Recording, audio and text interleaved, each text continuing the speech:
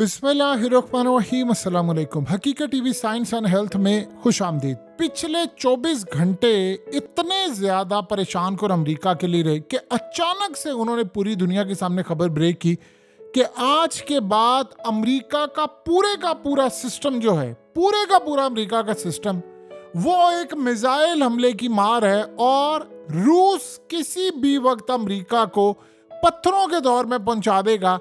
हमारे सैटेलाइट तबाह करके हमारा पूरे का पूरा कम्युनिकेशन सिस्टम जैम कर सकता है।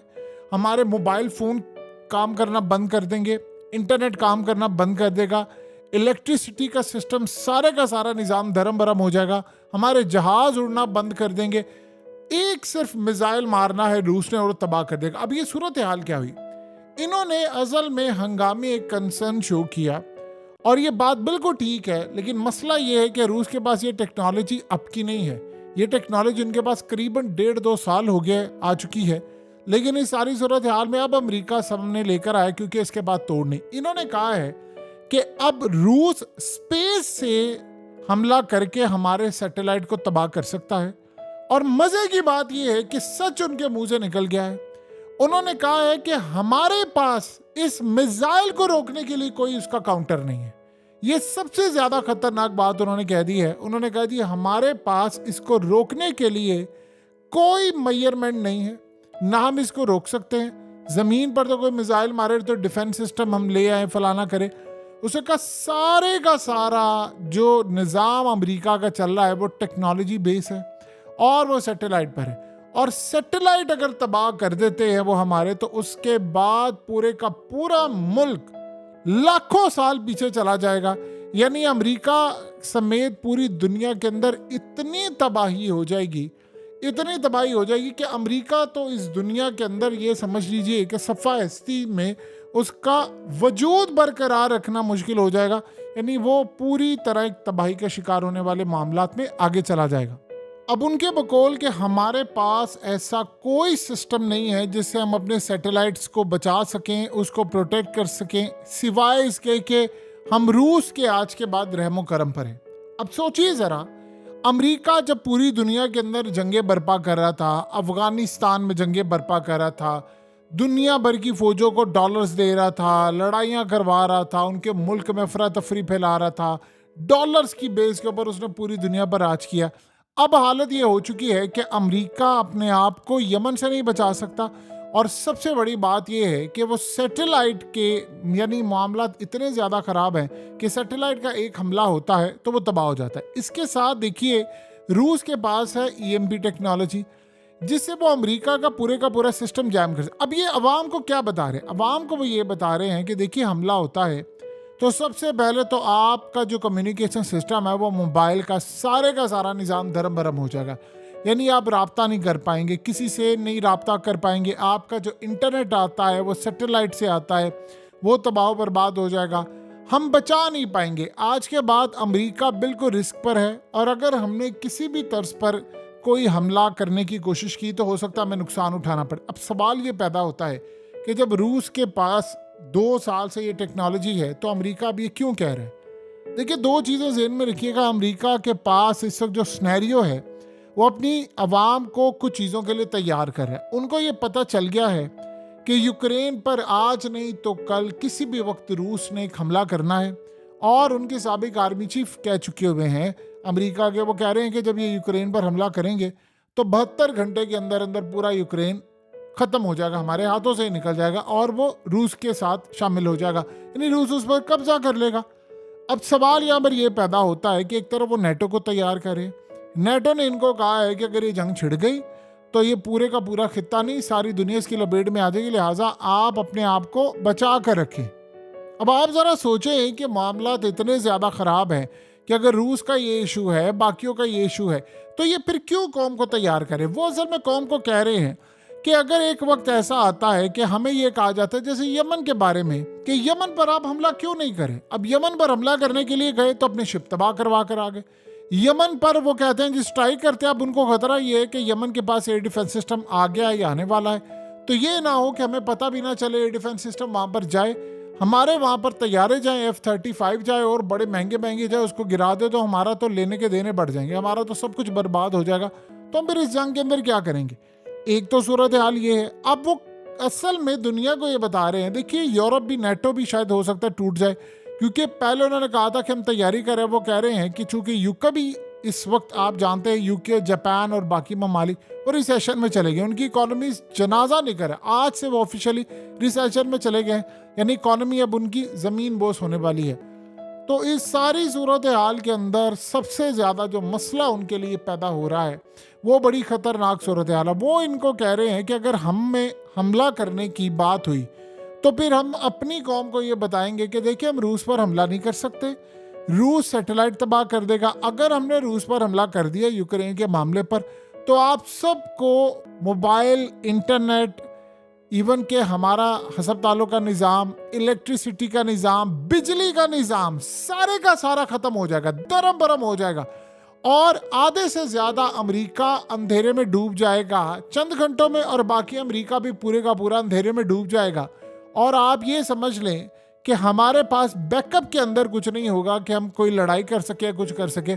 और सबसे खतरनाक सूरत हाल ये है कि स्पेस के अंदर हमारा सारा निज़ाम, यानी अमेरिका एक ही रात के अंदर तबाही का शिकार हो जाएगा। अब ये अमेरिका ने सारी प्ली ली है और अपनी आवाम को बताया है कि जी हमारे पास इसकी हिफाजत के लिए कोई निज़ाम नहीं मौजूद, कोई प्रोटेक्शन नहीं है, कोई चीज़ नहीं है।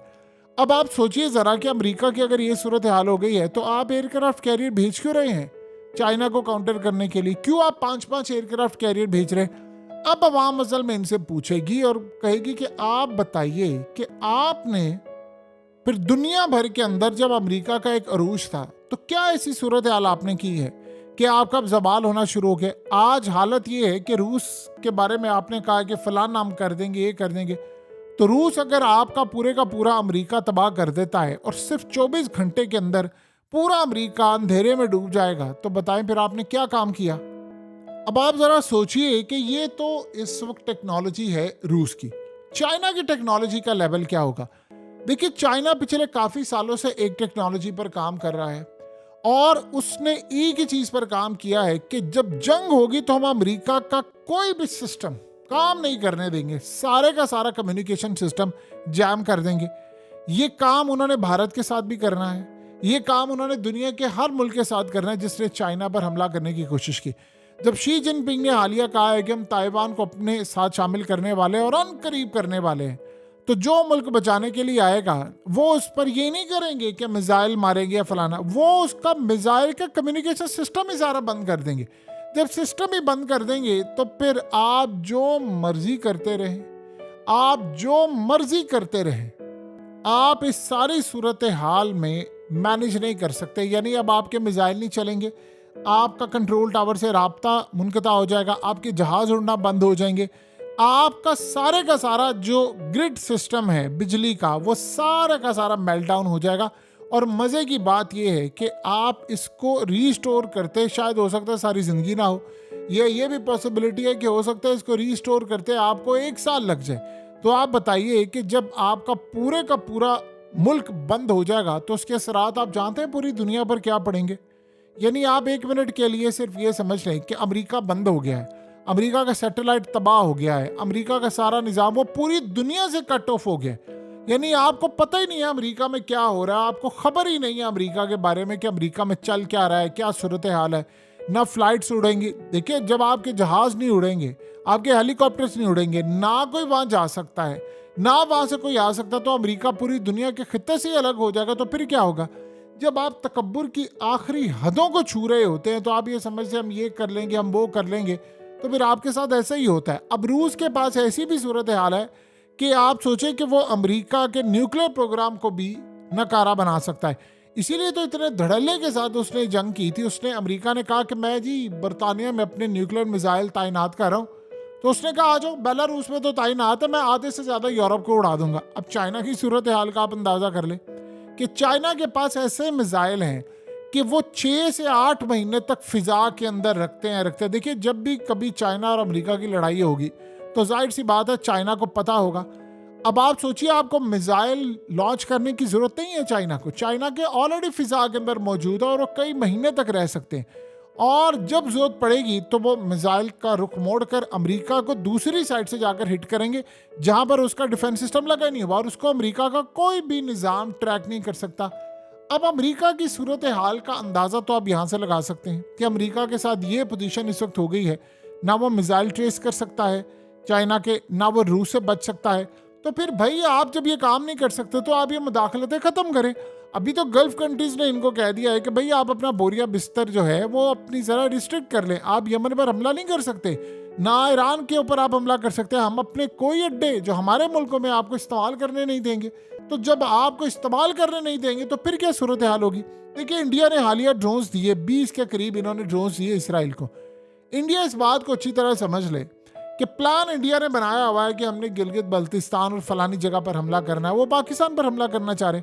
चाइना को ये बात नहीं पता कि इन्होंने हमला करना है। इन्होंने प्लान क्या किया हुआ है कि स्टेट ऑफ मलाक्का बंद करना है, वो चाइना का वाहिद रास्ता है जहाँ से माल जाता है। देन नेक्स्ट उन्होंने कहा है कि जी हमने जब काशगर की साइड से आता है माल गिलगित बल्तिस्तान और कश्मीर, उसको लेना है तो हम चाइना का रास्ता रोकेंगे। बताएंगे दुनिया को ये कि हम पाकिस्तान का रोक रहे हैं।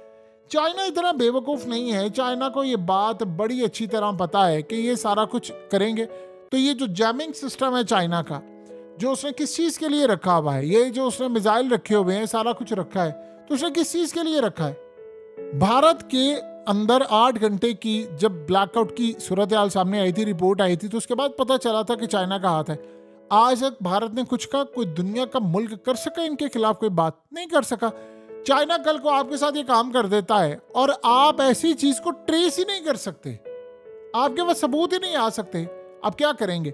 सो भारत जो तैयारी कर रहा है, अमेरिका जो तैयारी कर रहा है, चाइना ने बहुत सारे मामलात में बड़े तजर्बे करके रखे हुए हैं और चाइना के साथ साथ अब रूस भी इस जंग में आ गया है। सोचिए जरा, अभी तक तो कोई इस बात का जवाब नहीं दे सका कि जब CIA का चीफ भारत के दौरे पर गया था तो उसके साथ जो स्टाफ था उस पर हेवाना सिंड्रोम का हमला हुआ था, रेडियो वेव्स फेंकी गई थी कि उसको उल्टी आना शुरू हो गई थी, उसकी तबीयत खराब हो गई थी।